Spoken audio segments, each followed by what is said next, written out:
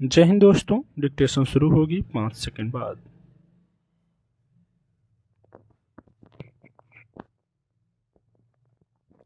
विधि आयोग द्वारा पिछले सप्ताह सरकार को सौंपी गई रिपोर्ट में यौन संबंधों के लिए सहमति उम्र के मसले पर आए सुझावों की व्यावहारिक अहमियत इस रूप में है कि आमतौर पर इसे तकनीकी प्रश्न के रूप में देखा जाता है, लेकिन संदर्भों के लिहाज से कई बार वह एक संवेदनशील स्थिति होती है।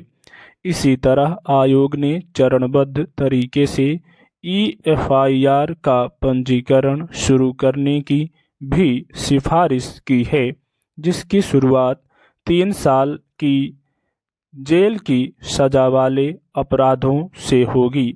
जहां तक पॉक्सो अधिनियम का सवाल है तो इसे बच्चों को यौन अपराधों से बचाने के लिहाज से एक प्रगतिशील कदम के तौर पर देखा जाता है। इससे पहले बच्चों से होने वाले यौन दुर्व्यवहार के मामले में कानूनी जटिलताओं की वजह से कई बार अपराधियों को वाजिब सजा दिलाने में अड़चनें सामने आती थीं, लेकिन इस कानून के लागू होने के बाद यौन हिंसा संबंधी अपराधों से बच्चों को संरक्षण और दोषियों को सजा दिलाने के मामले में काफ़ी प्रभावी नतीजे देखे गए हैं।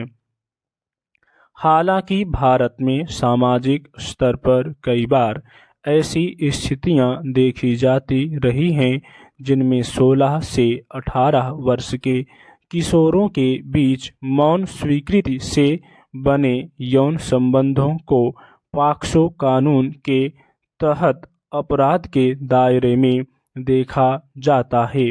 इसलिए सहमति से यौन संबंधों की उम्र को 18 वर्ष से कम करने की मांग भी उठती रही है।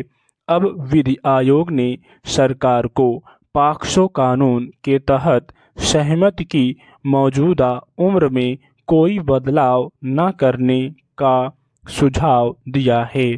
साथ ही आयोग ने 16 से 18 वर्ष के बीच के किशोरों की परस्पर सहमति से बने संबंधों से जुड़े मामलों में सजा सुनाने के संदर्भ में निर्देशित न्यायिक विवेक का उपयोग करने की सलाह दी है।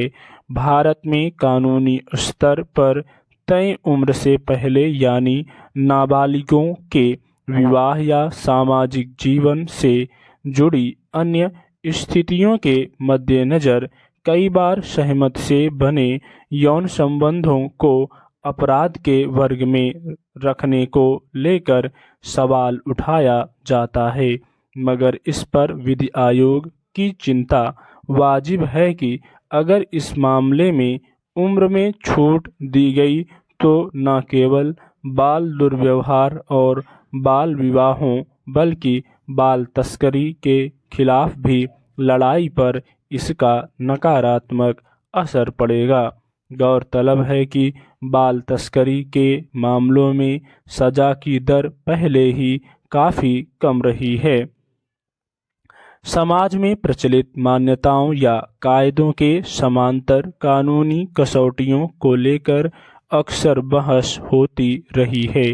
कई बार यह किसी जोखिम वाले सामाजिक तबके के हक में बने कानूनों और ज़मीनी स्थितियों के बीच खींचतान के रूप में भी विवाद का विषय बनता है। ऐसे में जोखिम वाले तबके के रूप में बच्चों और किशोरों को चिन्हित करके उनके संरक्षण या हित में बने कानून को उसके वास्तविक संदर्भों में ही देखा जाना चाहिए।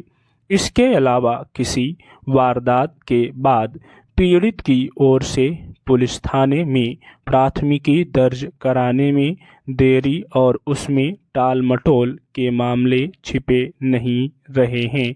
इसकी वजह से कई बार अपराधियों को उचित सजा नहीं मिल पाती है। इसके मद्देनज़र विधि आयोग ने चरणबद्ध तरीके से EFIR का पंजीकरण करने